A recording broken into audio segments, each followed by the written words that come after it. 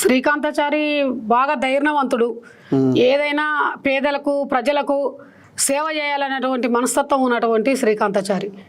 తను పుట్టింది 15th August. తను ఎప్పుడు అనేవాడు, మమ్మీ పుట్టింది ఒకనాడే చచ్చిపోయింది ఒకనాడే, కానీ ఎంత మంచి పేరు తెచ్చుకొని చనిపోయింది అనాలే, ఎంత సంపాదించినా ఎన్ని కోట్లున్నా మంచి పేరు లేనప్పుడు వేస్ట్ మమ్మీ.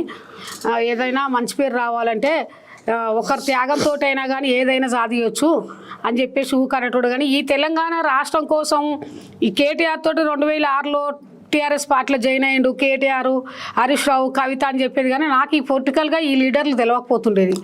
అప్పుడు నేను ఇద్దరు అబ్బాయిలే, నేను డిఆర్డీఏలో కుట్టు సెంటర్ టీచర్ చేసేది. నేను నా పని ఏందో నేను చేసుకున్నది. అబ్బాయిలు ఇద్దరు ఎగ్జామ్స్లే, ఫస్ట్ నుంచి ఎగ్జామ్ స్కూల్లో చదువుకున్నారు, నకరకల్లా చదువుకున్నారు, తర్వాత హైదరాబాద్కి వచ్చారు.